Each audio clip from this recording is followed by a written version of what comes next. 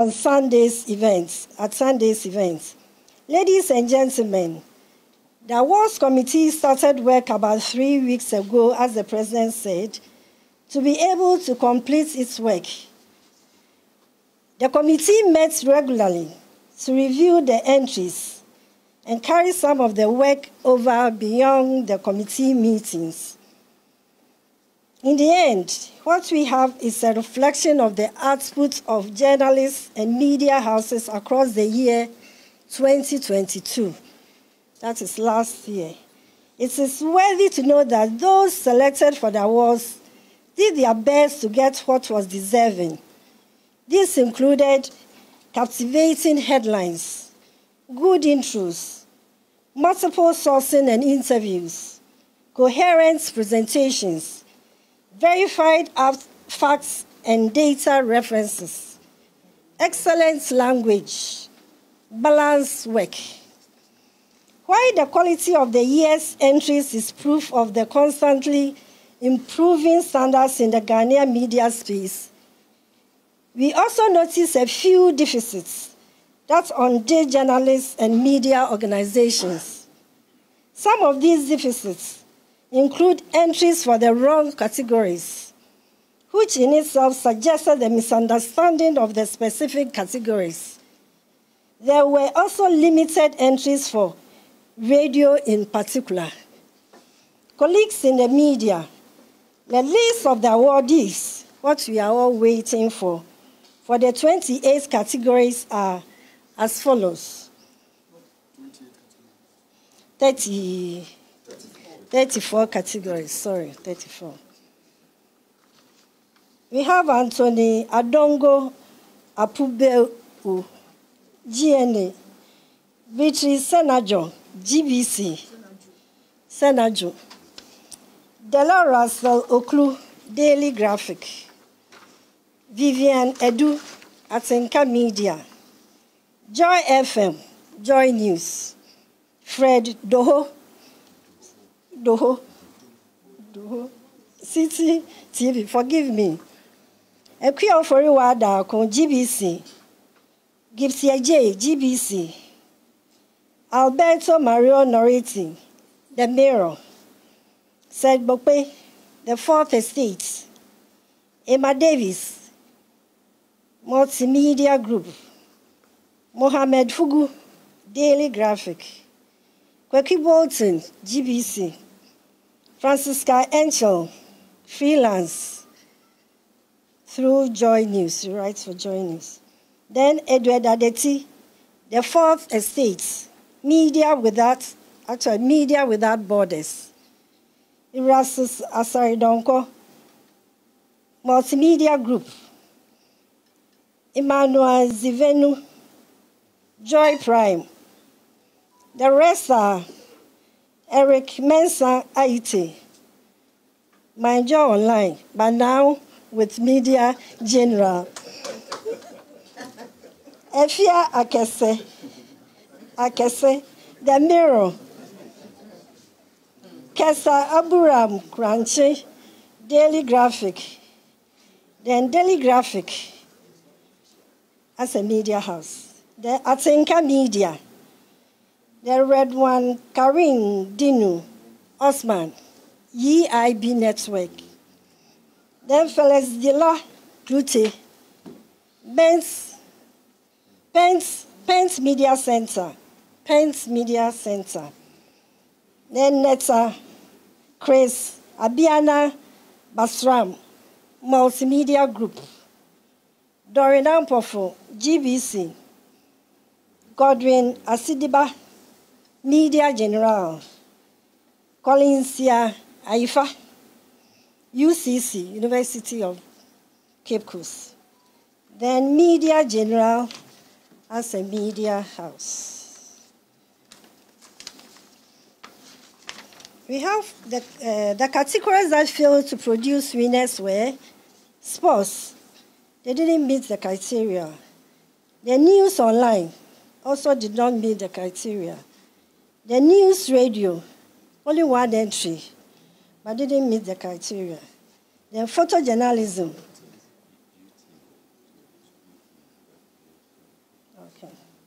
Then, photojournalism also didn't meet the criteria.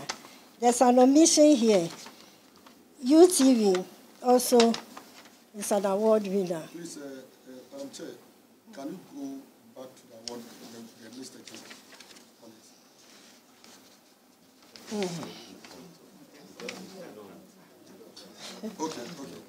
Okay, that's it. So I'll give it back to you, or you see the names. Yeah. Thank you. Thank you very much, Betty Apaopon. As you can see, awards are always a moment of tension and everything else that you can think of. People are anxious. People really want to know whether they actually won. But the interesting thing is that the names that were mentioned has the award Journalist of the Year. Whoever that person is, you need to be present physically, not remotely. You need to be physically present at the Ghana International Conference Center. That is on the 29th of October to join and to actually be in there to feel the emotions that come along when we crown the Journalist of the Year. So it's very important that we take note, that we join in that. The important thing is that congratulations to all those who have been mentioned because they have the chance of winning. Thank you. At this moment, thank you very much, Auntie Betty. That's how we call her. I could sense the tension whilst I was sitting here, and I saw all that. But it's worth it. And for all those who are going to win, it's worth the wait to see whether you actually will win. And of course, to the hard-working committee. Thank you all very much, Auntie Betty. Thank you. Let me, at this point, invite... President, you want to come in? Yeah, okay. Yes, okay, General Secretary will be speaking, but the President will speak shortly. Thank you.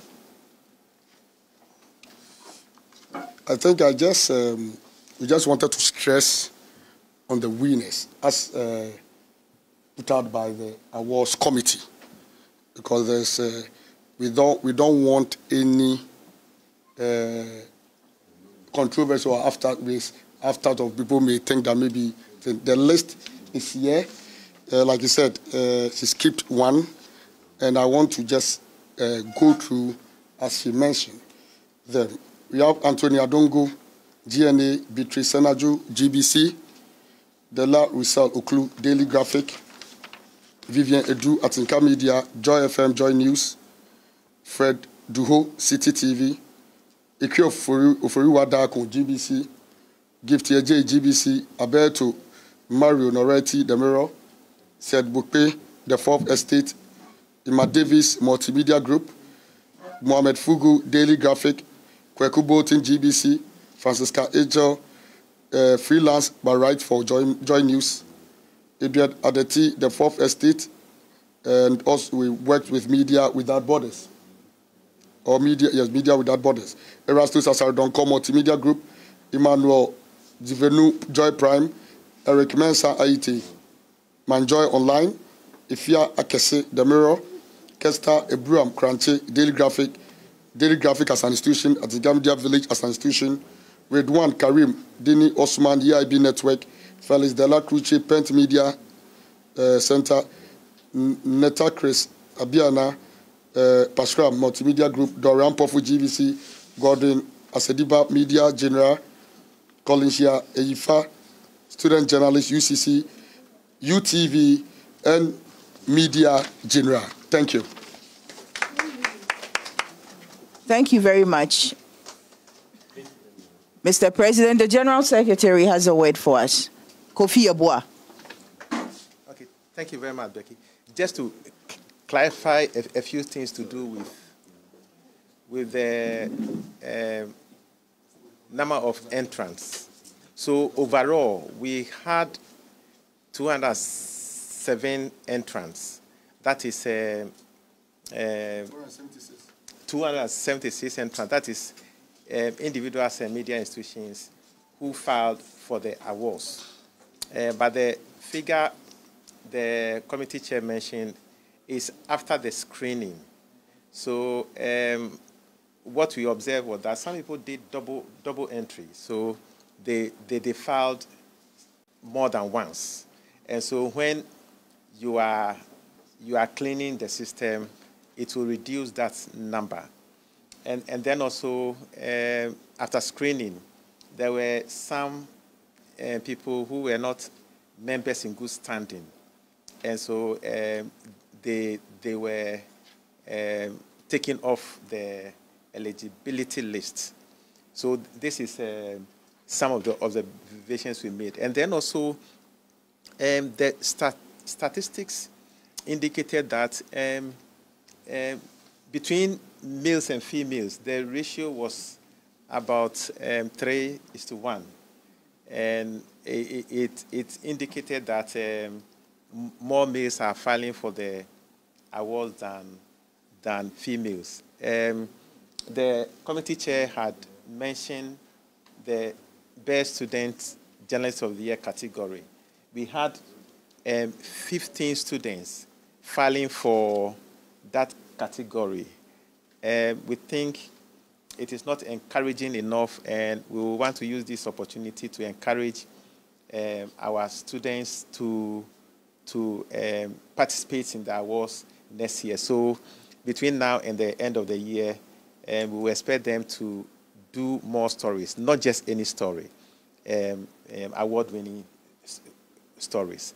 And then also, in terms of regional balance, we had very minimal entries from the northern region, for example, from western region and from upper west region.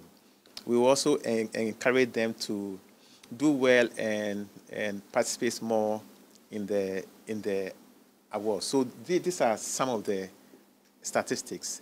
You may see some of them most likely in the awards brochure on Sunday. Thank you very much. Thank you very much.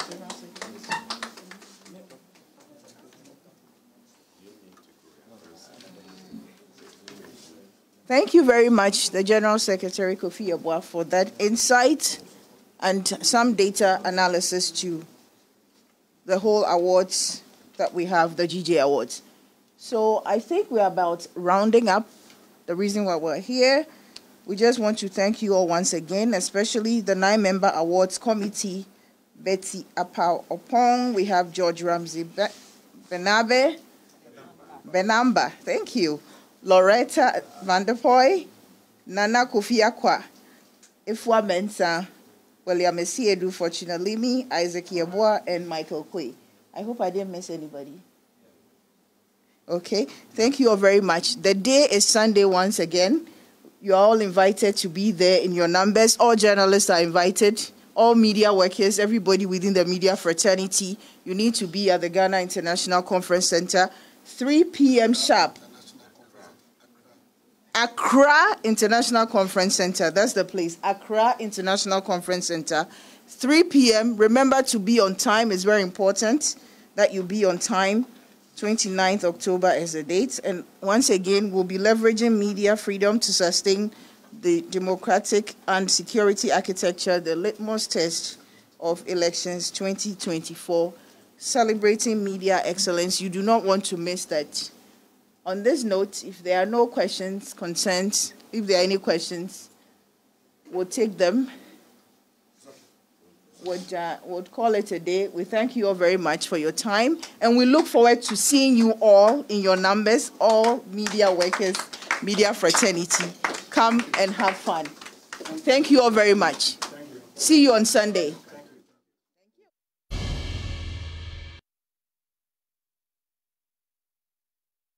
Let's go by were nominations for the GGE Awards, and thankfully multimedia journalists have been nominated, 8 of them. We shall keep our fingers crossed come Sunday and, of course, win those slots. Let's continue now with some business life stories we have for you. The country manager for Air France KLM, Mers van Ojik, is pushing for government to reduce airport charges to aid tourism and passenger travels. His call comes at a time when passenger arrivals have crossed pre-pandemic levels. But speaking to Joy Business, Mr. Ojik says the country could get more if these charges are reviewed. Definitely. When you say impact, it's positively impact. We are definitely back at full strength. We see passengers numbers that are very, very strong, not just out of Ghana, but as a worldwide Air France-KLM group. You can all look up our traffic numbers online on our website. That's not a secret when I tell you that we have really bounced back and are back at or close to 2019 pre-pandemic levels. And Ghana is no exception in that. When I say that, it means that Ghana is doing equally well as compared to the peers across the world. Again, as in terms of network, or let's say capacity planning, it's really a bit of a complex equation where you can't just simply say, okay, we're going to add an extra flight because Ghanaians want to travel. But rest assured, of course, our teams at head office are looking at that at a daily basis and seeing where they can best use our aircraft to serve people and to create business. I remember in the past we had some airlines complain about the cost of operating out of Kotoka International Airport. Has the situation improved, and how has the uptick in passenger numbers also impacted on that, or is still a major challenge for carriers like yours? This is a very valid point, and it remains. It's not a secret. Again, this is public information that Ghana Accra Airport is amongst the most expensive in the world. Your cabinet is aware, your government is aware, your deputy minister is aware. I mean, there are reasons for it, but that's the fact. If we want to stimulate demand and tourism and business to Ghana, we'll critically have to review these airport charges. Also for our airline, but this will benefit the industry as such, and it will industry Ghana because more people will be willing to come in and more Ghanaians can be able to travel outside of Ghana. Still to come on the Joy Business Van, we trace the journey of one of Ghana's fastest growing IT firms, Log On Voice Limited. Before we go, the South African High Commissioner to Ghana, Grace Janet Manson, is urging businesses to take advantage of the 90-day visa-free agreement between Ghana and South Africa to partner South African businesses. According to her, for Africa to achieve the goals of the African Continental Free Trade Area Agreement, facilitating the free movement of not just goods but people is critical. She was speaking at the Ghana South African Business Forum. The Ghana South Africa Business Forum was led by the official tourism, trade and investment promotion agency for Cape Town, Westgrove. The summit focused on helping businesses in both countries to access investment opportunities to grow their entities. According to South Africa's High Commissioner to Ghana, Grace Janet Manson, facilitating the free movement of people of the two countries could help boost trade activities. Getting the partnerships together, creating the opportunities, and hence when I announced the free visa for up to 90 days a year, not because of the pressure that we get at the High Commission, but because of the opportunities and what it actually means. If we want to move our goods, we move our people as well. And this has been significant for both our relations, South Africa and Ghana.